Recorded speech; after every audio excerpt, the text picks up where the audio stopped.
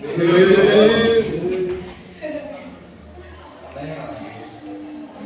assalamualaikum warahmatullahi wabarakatuh.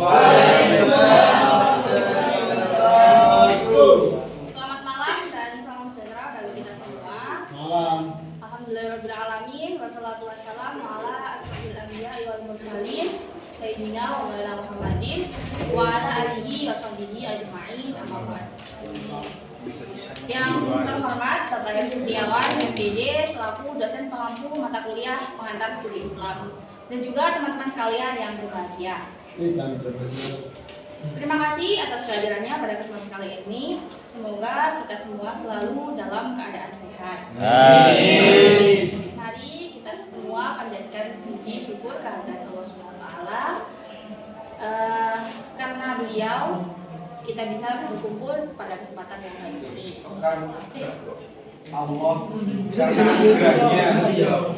Terima kasih atas kehadirannya teman-teman sekalian. Semoga kita semua selalu dalam keadaan sehat.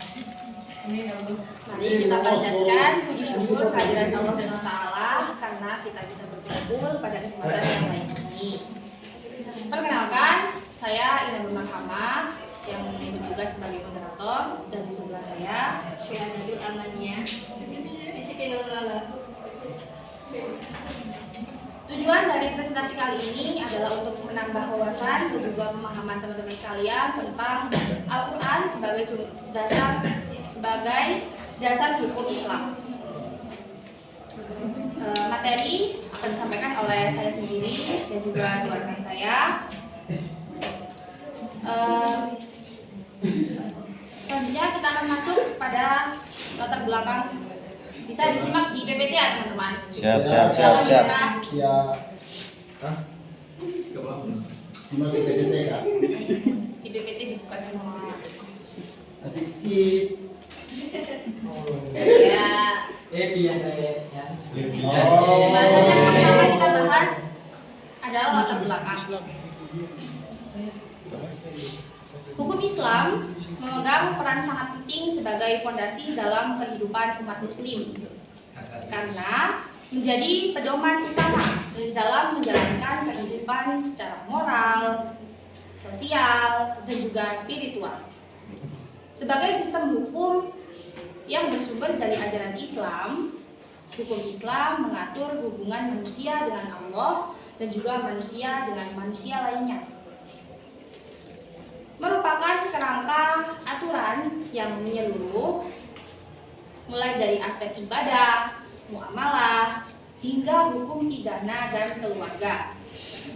Dalam konteks ini, Al-Quran menempati posisi sebagai sumber utama hukum Islam yang memberikan petunjuk jelas dan juga prinsip-prinsip dasar untuk mencapai keadilan dan kebenaran dalam kehidupan. Dalam konteks perkembangan hukum Islam modern, posisi Al-Quran tetap sangat relevan. Al-Quran tidak hanya menjadi sumber hukum primer yang tidak bisa digantikan, tetapi juga landasan moral dan etika yang membentuk perilaku dan pola sosial masyarakat Islam. Dengan demikian, kajian mendalam tentang Al-Quran sebagai sumber hukum sangat penting guna menjaga keselarasan antar nilai-nilai Islam dan tuntutan zaman.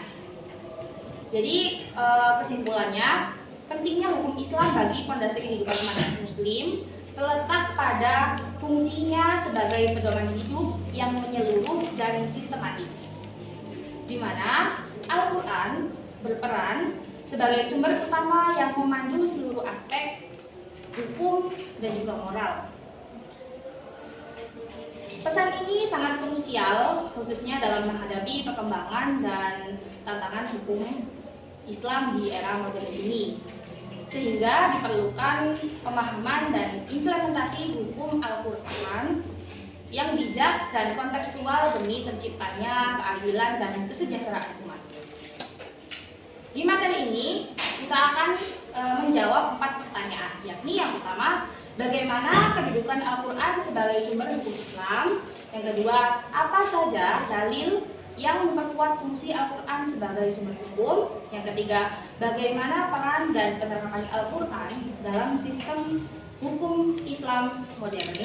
Dan yang terakhir adalah apa pandangan tokoh-tokoh dalam memperkuat posisi Al-Quran. Materi selanjutnya akan disampaikan oleh Pembahasan pertama yaitu tentang kedudukan Al-Quran sebagai sumber hukum Islam. Kedudukan Al-Quran dalam struktur hukum Islam tidak dapat ditawar lagi. Ia adalah sumber pertama, utama, dan tertinggi. Seluruh ulama telah berijma bahwa Al-Quran merupakan fondasi bagi seluruh bangunan syariat Islam. Abdul Wahab Halaf dalam karyanya menegaskan bahwa Al-Quran adalah rujukan pertama yang wajib didahulukan sebelum merujuk pada sumber-sumber lain seperti sunnah, ijma, dan qiyas. Jika suatu perkara telah ditetapkan hukumnya secara jelas dalam Al-Quran, maka tidak ada ruang untuk berijtihad atau berpaling ke sumber lain. Kedudukannya sebagai sumber utama ini didasarkan pada dua aspek. Satu, qati al-wurud. Al-Quran sampai kepada kita melalui jalur mutawatir. Jalur mutawatir itu jalur periwayatan yang didukung oleh banyak perawi. Yang kedua itu hujjah yang mengikat dalil absolut. Al-Quran adalah firman Allah atau kalamullah yang kebenarannya mutlak. Oleh karena itu, ia adalah hujjah atau argumen tertinggi bagi seluruh umat manusia, khususnya umat Islam. Menurut Rahmat Syafi'i, Al-Quran berfungsi sebagai dustur atau konstitusi bagi umat Islam. Ia memuat prinsip-prinsip dasar dan aturan-aturan pokok yang mengatur seluruh aspek kehidupan, baik ibadah, muamalah, maupun jinayah.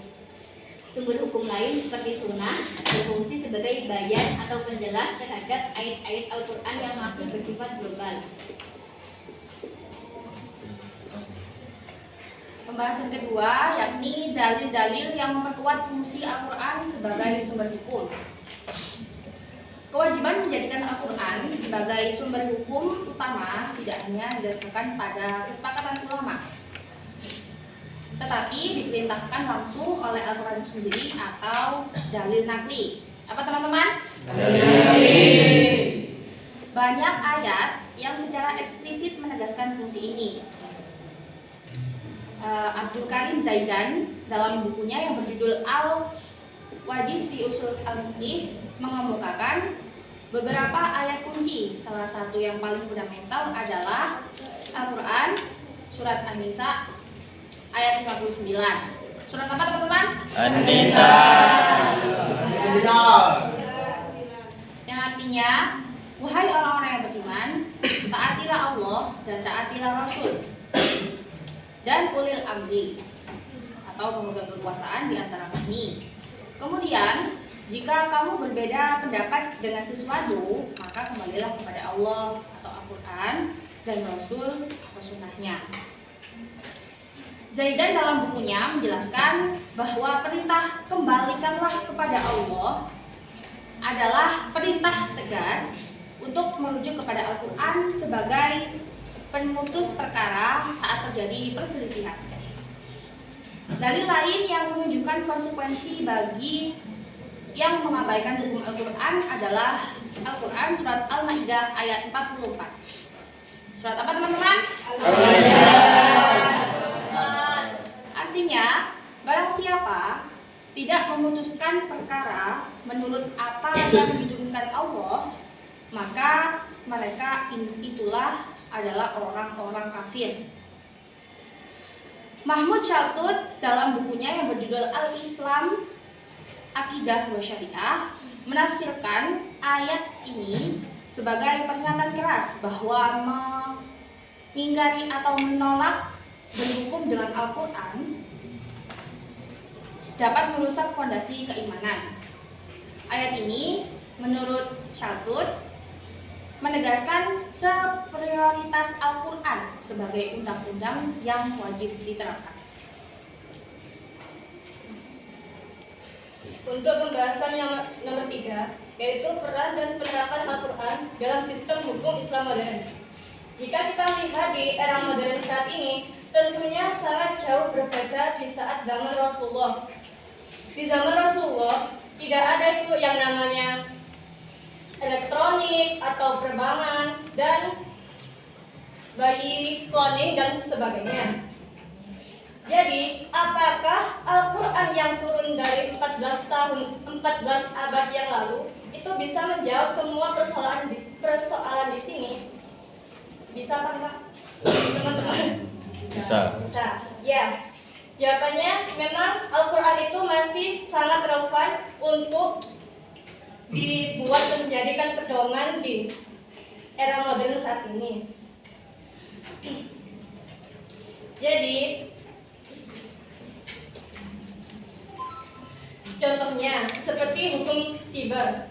Jika ada orang yang berkata, hukum cyberbullying itu tidak dosa karena tidak dicantumkan di dalam Al-Quran. Tapi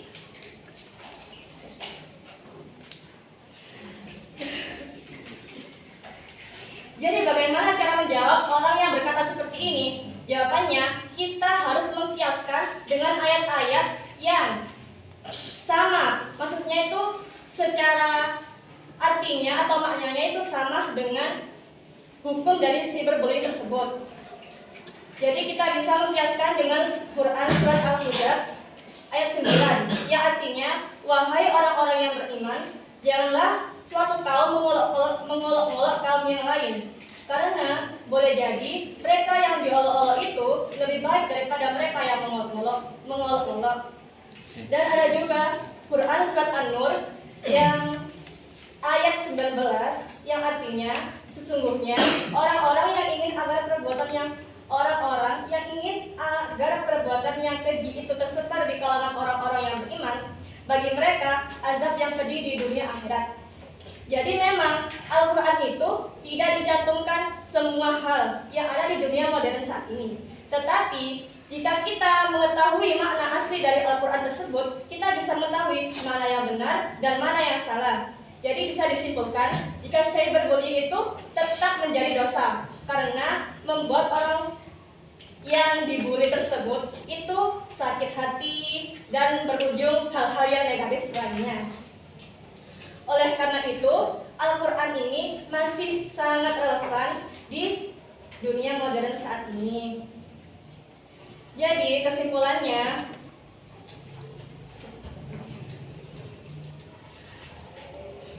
peran Al-Quran dalam sistem hukum modern adalah sebagai berikut. Yang pertama, itu sebagai validator. Maksudnya, menguji apakah produk hukum modern seperti undang-undang negara dan lainnya itu bertentangan dengan prinsip dasar atau tidak. Yang kedua, inspirator. Maksudnya, memberikan nilai-nilai fundamental, maksudnya keadilan, kemanusiaan, dan amanah yang harus menjadi jiwa dari setiap hukum baru. Yang ketiga, sumber materi. Menyediakan hukum-hukum pokok yang bersifat pasti yang tidak dapat berubah, seperti dalam hukum waris dan juga hudud. Hudud itu seperti hukuman bagi orang yang melakukan dosa, seperti halnya orang yang berzina itu wajib dicambuk berapa kali, dan juga hukum orang yang mencuri itu wajib dipotong tangannya. Sudah. Pembahasan yang keempat adalah pandangan tokoh dalam memperkuat posisi Al-Quran.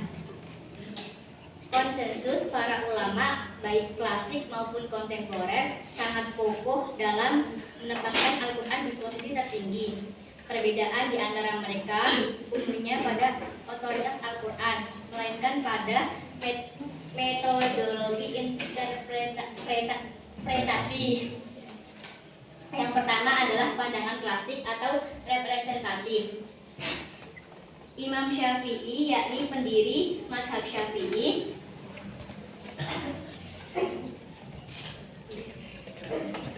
seperti buku yang dikutip oleh Rahmat Syafi'i, adalah tokoh yang paling gigih dalam menetapkan hierarki sumber hukum. Beliau menegaskan bahwa Al-Quran adalah al-bayan yang awal atau penjelasan pertama. Sunnah tidak boleh bertentangan dengan Al-Quran atau sebaliknya, sunnah harus tunduk untuk menjelaskan Al-Quran. Gaya nomor 2 adalah pandangan modernis. Kami mengambil dari seorang syekh yang bernama Mahmud Shalus, seorang syekh Al-Azhar yang dikenal reformis, menegaskan kembali bahwa Al-Quran adalah undang-undang dasar ilahi. Beliau menolak pembekuan ijtihad dan mendorong umat Islam untuk kembali merujuk langsung pada Al-Quran dan Sunnah Rasulullah untuk menyelesaikan masalah kontemporer daripada sekedar mengikuti pendapat ulama terdahulu secara buta. Dan yang ketiga, itu pandangan dari cendekiawan Indonesia. Kami mengambil dari seorang ulama besar Indonesia, yaitu Hasbi As-Siddiqi, dalam filsafat hukum Islamnya, menegaskan bahwa Al-Quran adalah jiwa dari segala sumber hukum. Ia menyatakan bahwa ijma dan qiyas tidak akan sah jika dasar logikanya bertentangan dengan apa yang telah digariskan oleh Al-Quran. Posisi Al-Quran adalah sebagai penguji dan pengontrol. Jadi, meskipun ketiga pandangan orang yang latar belakangnya berbeda, serta tahun kelahiran dan juga eranya berbeda, tapi kesimpulannya ketiga orang ini tuh mengatakan jika Al-Quran adalah sumber pedoman yang tidak boleh diganti sama sekali. Jadi, Al-Quran adalah hujjah, maksudnya otoritas final dan absolut dalam penetapan hukum Islam. Terima kasih atas materi yang sudah dipaparkan. Selanjutnya, kita akan memasuki sesi tanya jawab.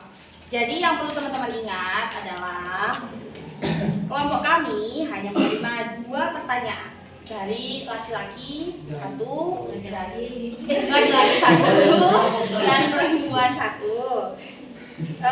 Dan juga pertanyaan tersebut tidak boleh menyimpang dari materi yang sudah dipaparkan. Lupa sebutkan namanya. Silakan baik bertanya. Ulang. 1,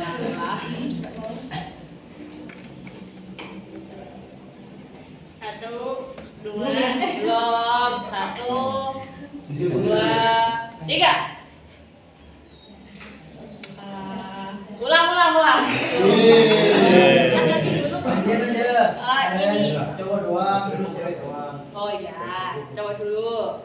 Terkenal. Enggak, belum. Diri dulu. 1. Turun dulu tangannya. 1, 2, 3.